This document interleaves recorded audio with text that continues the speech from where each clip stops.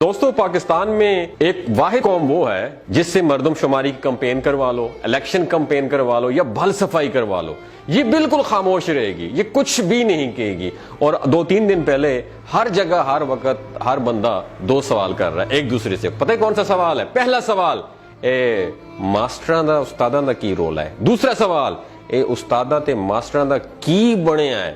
دوستو میں آج ان 2 سوالوں کے جوابات دینے کی کوشش کروں گا۔ سب سے پہلے تو یہ اساتذہ کا مسئلہ بالکل بھی نہیں ہے، بلکہ یہ 2 طاقتور ادارے چھوڑ کر باقی تمام ملازمین کا مسئلہ ہے۔ اس میں آپ بھی شامل ہیں، میں بھی شامل ہوں۔ مسئلہ یہ ہے کہ ملازمین کو نوکری دیتے وقت آئین نے جو حقوق دیے تھے، اب وہ تمام حقوق ختم کیے جا رہے ہیں۔ گریڈ 1 کے سویپر سے لے کر گریڈ 20 کے آفیسر تک ہر بندہ، یاد رکھیے، نوکری کے پہلے دن سے لے کر آخری دن تک اپنی اصل تنخواہ سے کٹوتی کرواتا ہے۔ پتہ ہے کیوں کرواتا ہے؟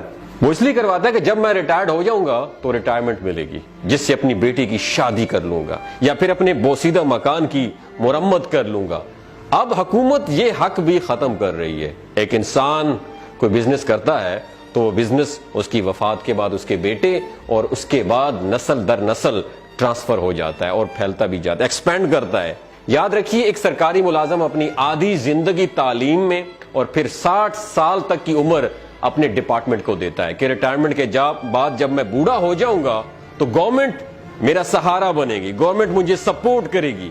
ان کی پینشن، یاد رکھیے، اب ختم ہو رہی ہے۔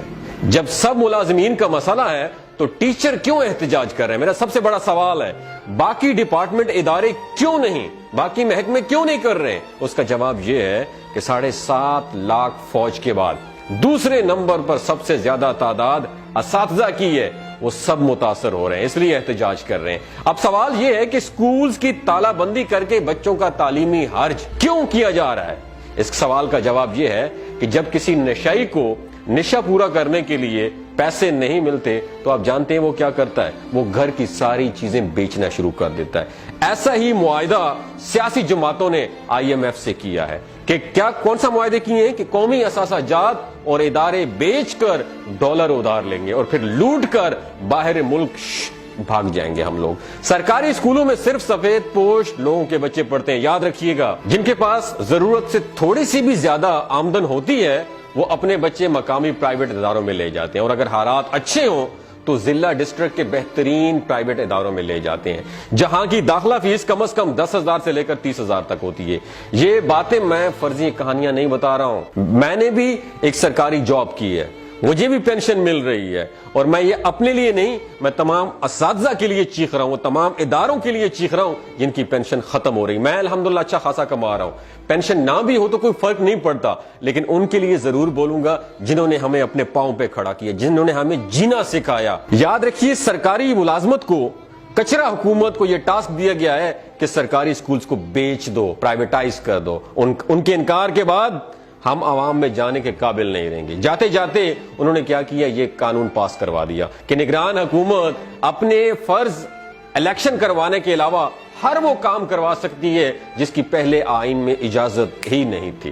نگران حکومت اپنے ٹاسک کو پورا کرتے ہوئے سرکاری سکولز کو غیر ملکی NGOs کو بیچ رہی ہے، جو اپنی مرضی کی فیسیں لیں گے اور اپنی مرضی کا سلیبس پڑھائیں گے، جہاں ایک طرف روح ایمانی کا خاتمہ اور دوسری طرف سفید پوش لوگوں کے لیے تعلیم دلوانا ناممکن ہو جائے گا۔ اس طرح کی بھیڑ بکریوں اور ان پڑھ طبقے کو بے وقوف بنانا آسان ہوگا، جیسا کہ پچھلے 76 برس سے ہمارے ساتھ ہو رہا ہے۔ تو پھر احتجاج کس کو کرنا چاہیے؟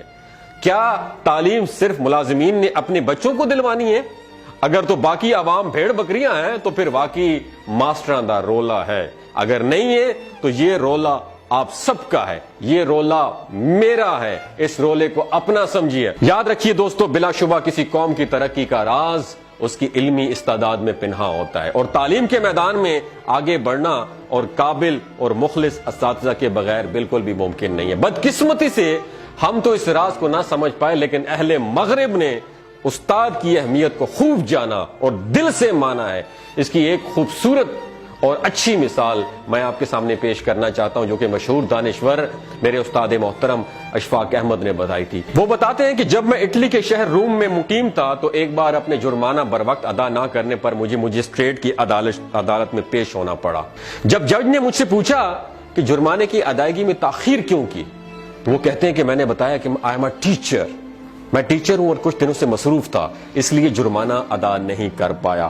اس سے پہلے کہ وہ بتاتے کہ میں جملہ مکمل کرتا جج اپنی جگہ سے کھڑا ہو گیا اور بآواز بلند کہنے لگا۔ وہ جملہ پتہ ہی کون سا تھا؟ آپ نے دماغ کی کھڑکیوں کو کھول کے سننا ہے، میں یہ حکمرانوں کو ڈیڈیکیٹ کرنا چاہتا ہوں۔ وہ بتاتے ہیں کہ جج نے کہا کہ عدالت میں ایک استاد تشریف لائیں، a teacher is in the court.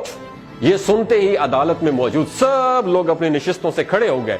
اس دن وہ بتاتے ہیں کہ مجھے معلوم ہوا ہے کہ اس قوم کی ترقی کا راز کیا ہے۔ دوستو یاد رکھیے گا، جو قومیں اپنے اساتذہ کی قدر نہیں کرتی وہ بربادی کا شکار ہو جاتی ہیں۔ اور یاد رکھیے ہمارا دشمن اور کوئی بھی نہیں ہے، ہمارا اپنا شمار بھی ہمارے دشمنوں میں ہے۔ اور دوسری بات یاد رکھیے، وہ جنگ انسان کبھی بھی نہیں جیت سکتا جس جنگ میں اس کا دشمن اس کا گھر کا آدمی ہو۔ تیسری بات یاد رکھیے، ہم کسی کی مدد کیا خاک کر رہے ہیں، ہم خود اپنی بربادی خود کر رہے ہیں۔ ہم کسی کی مدد نہیں کر سکتے، ہم اپنے دشمن خود ہیں۔ اگر آپ کو یہ ویڈیو اچھی لگی ہو، اپنے اساتذہ کو ڈیڈیکیٹ کرنے کے لیے اس ویڈیو کو زیادہ سے زیادہ شیئر کیجیے۔ آج وہ وقت آ گیا ہے، ان کے لیے آپ نے کھڑا ہونا ہے۔ ساری زندگی وہ آپ کے لیے کھڑے ہوئے۔ اور میرا ان لوگوں سے بھی ان لوگوں کے لیے ایک میسج ہے جو شاگرد ہیں، کسی بھی ڈپارٹمنٹ میں ہیں، کسی میں بھی ادارے میں ہیں، جب آپ کے سامنے استاد آئے گا نا، ہاتھ مت اٹھانا، ورنہ اللہ نے اس زمین پر لانے کے بعد استاد نے آپ کو اس مقام تک پہنچایا ہے۔ اگر اس